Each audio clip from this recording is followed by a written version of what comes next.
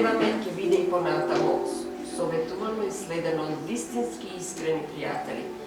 Колку сме, толку сме. Таму сме. И не треба да не има многу, но за жал не има. Денес многумина се извинија од настинка, грип и некои други обврски кои нас никогаш не чекаат. За да се биде носител на екзистенцијалната роља во еднородителско семејство, денес е неопходно огромно животно мајсторство и економска стратегија слична на онаа на пчелите, создавајќи доволно од малку, при тоа имајќи 16-часовно работно време. Но истовремено огромно е задоволството и гордоста кога сте свесни дека зад вас остануваат ластари, подготвени да се соочат и со најсуровите животни препреки, бидејќи тие често биле дел од нивното детство. Поединци кои имаат можност да оформат здраво семејство во кое ќе ги негуваат вредностите на добрина, честност и почит, стекнати и скалени пред ветрот на животот кој го живеат. Луѓе кои ќе умеат да ценат вредноста на секој убав миг во животот. Токму затоа, Сдруженијето на самохрани родители Скопје, за разлика од повеќето останати социјални еснафи, е можеби едно од ретките кое за вистински параметар на успешност го смета намалувањето на бројот на членовите во него. Но за жал, овој број индициран од многуте причини на современото витасување и стресот сепак се зголемува. Затоа, во годините што следуваат, во агендата на најесенцијалните активности на Сдруженијето на самохрани родители Скопје, запишавме дека е потребно да се оформи сигурна законска рамка за сите области кои го тангираат еднородителското семејство. Без оглед дали формата ќе биде лекс специјалис или амандмани и измени во постојната законска регулатива, заклучивме дека е најпотребно да започнеме со статистиката. Еден од првите чекори е да во следниот прв планиран попис на населението биде запишана за избор и графата самохран родителство и еднородителско семејство. Незиното пополнување може да е и необврзно, но незиното присуство секако ќе оформи релативен број на самохрани родители и еднородителски семејства во општеството во миговост. На тој начин јасно ќе се оформи номеричкиот запис на таргет групата за која инсистираме да се запишат нови законски олеснувања.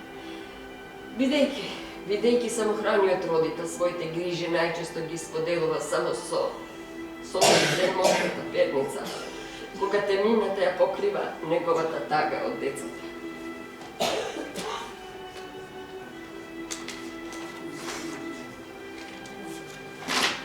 Во тој контекст предлагаме и ревидирање на условите кои го дефинираат статусот на самохран родител и еднородителско семејство, за да потоа низ новите законски можности ги отстраниме последиците.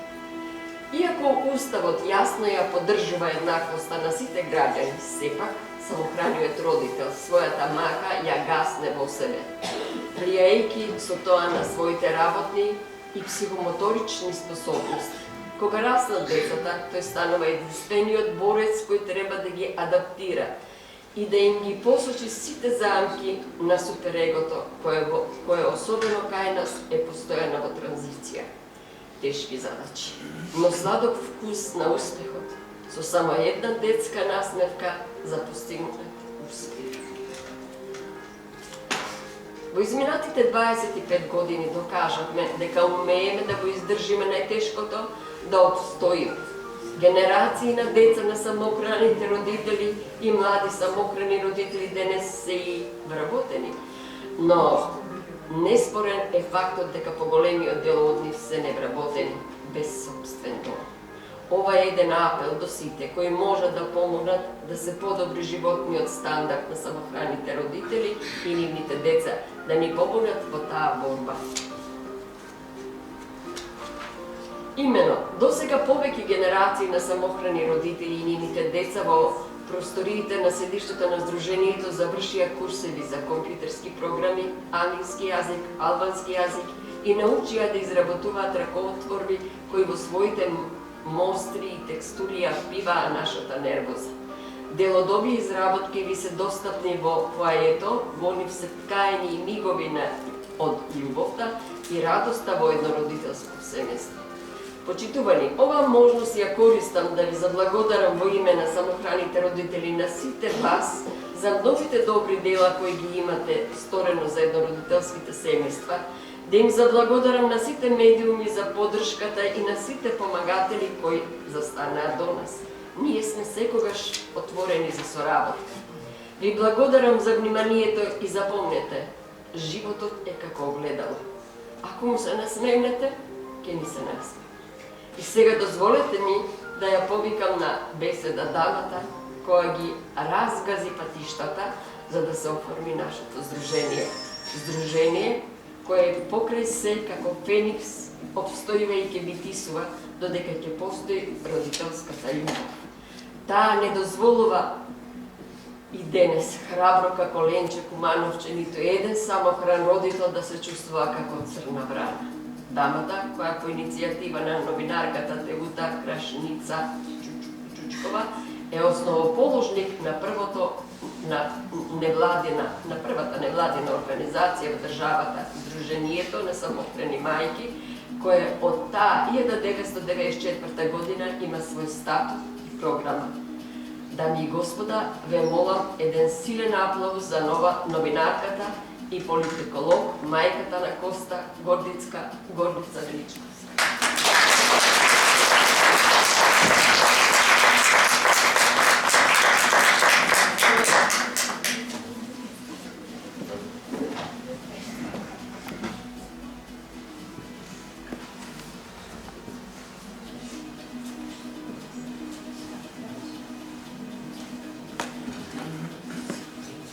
Драги гости, почитувани присутни,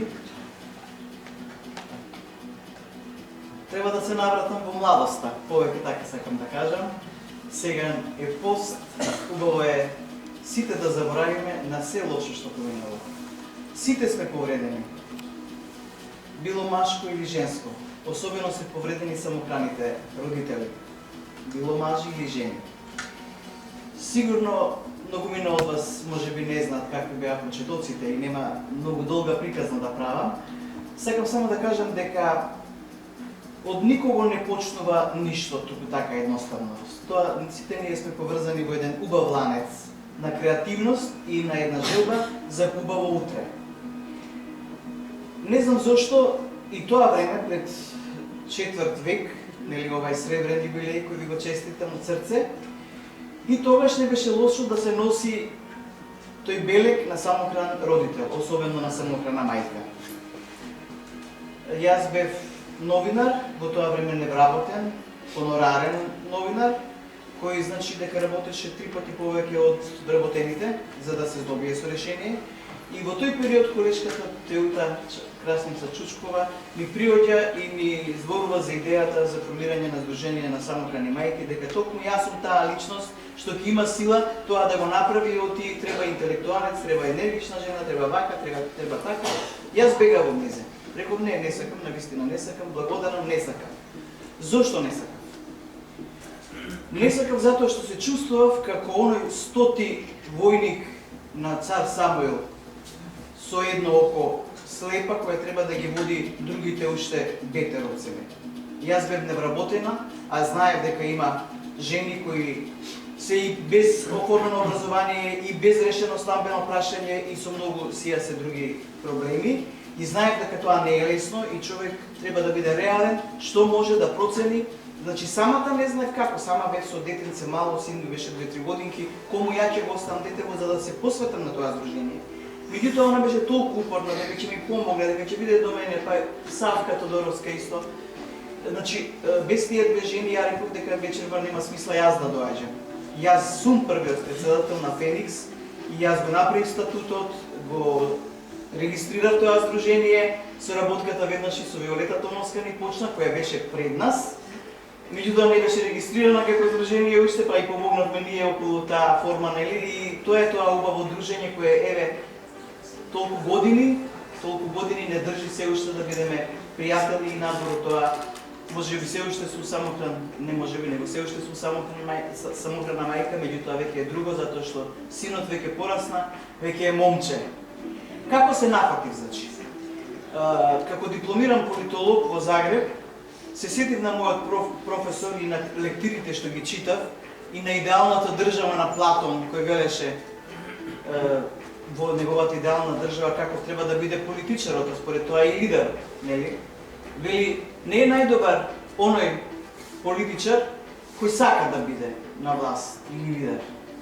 Не е најдобар нити оној кој народот ќе го избере, нели, на врвот е демократијата како. Најдобар според Платона, кој ми е мене еден од најдрагите учители, е оној кого народот ќе го натера да биде лидер.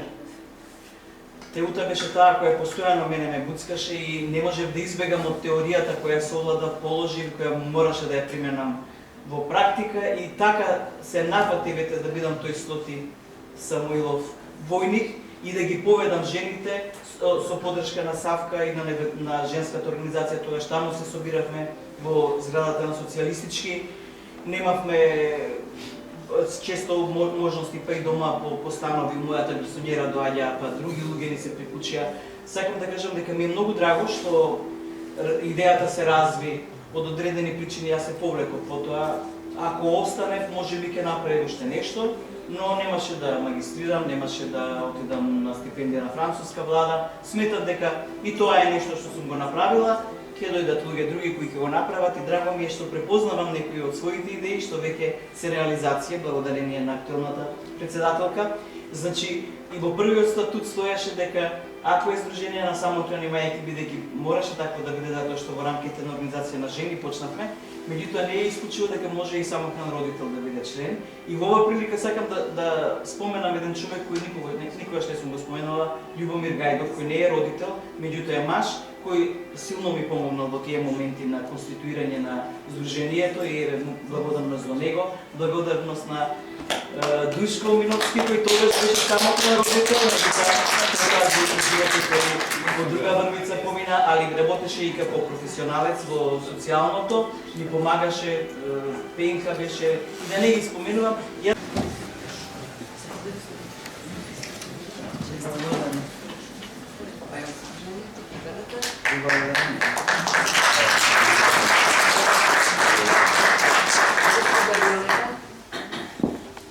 Дозволите, јас ќе дојдам до кај вас.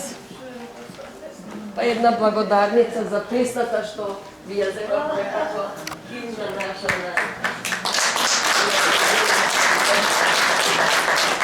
Промена се срце, ма толку ме изненади што се расплакавме со се.